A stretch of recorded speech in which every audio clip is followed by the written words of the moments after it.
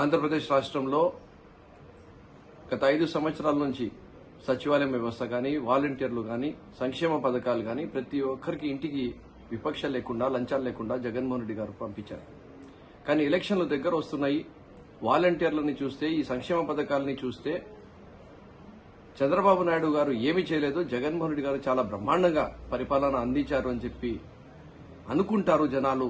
వాళ్ళు మర్చిపోయేటట్టు చేయాలా అని చెప్పి, వాళ్ళకి ఇబ్బంది అయినా పర్వాలేదు అని చెప్పి ఫస్ట్ వాలంటీర్లను ఇంటికి పోకుండా చంద్రబాబు నాయుడు ఆపాడు. పెన్షన్దారులు, వృద్ధులు, దాంట్లో చాలా పెద్ద మనుషులు, నడవలేని పరిస్థితి వాళ్ళది.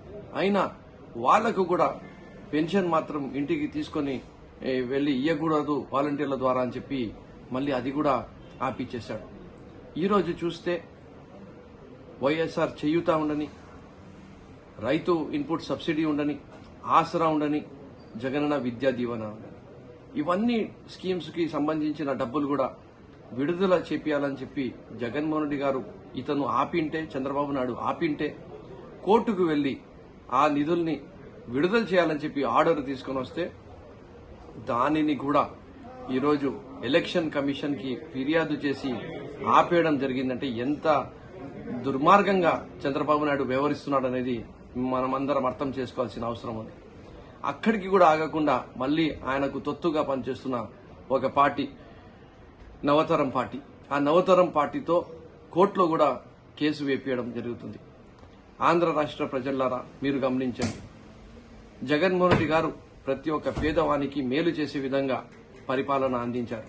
కానీ చంద్రబాబు మాత్రము కుట్రపూరితంగా రాజకీయం చేసి ప్రతి ఒక్కరిని ఇబ్బంది పెట్టే విధంగా రాజకీయం చేస్తున్నాడు తన లబ్ధి కోసం. చాలా మంది చెప్తుంటారు పెద్ద మనుషులు, నువ్వు మంచిది చేయకపోయినా చెడు మాత్రం చేయొద్దు అని చెప్పి. చంద్రబాబు నాయుడు మంచిదే మాత్రం చేయడు గాని చెడు మాత్రం ఈరోజు విద్యార్థులకి, మహిళలకు, రైతులకు, వృద్ధులకు ప్రతి ఒక్కరికి కూడా ఈరోజు చేసి చూపిస్తున్నాడు. కాబట్టి మనమందరం కలిసికట్టుగా జగన్మోహన్ రెడ్డి గారి వైపు నిలబడాలా. ఎందుకంటే మన గురించి జగన్మోహన్ రెడ్డి గారు యుద్ధం చేస్తున్నాడు ఈ చంద్రబాబు నాయుడు పైన. కాబట్టి మనమందరం కూడా కలిసికట్టుగా వచ్చి జగన్మోహన్ రెడ్డి గారిని కాపాడుకోవాలి, ఆయనని బలపరచాలి. మే 13న ఫ్యాన్ గుర్తుపైన ఓటు వేసి ఈ చంద్రబాబు నాయుడుకి రాజకీయ సమాధి కట్టాల్సిన అవసరం ఉంది అని చెప్పి మీకందరికీ తెలియజేసుకుంటున్నా.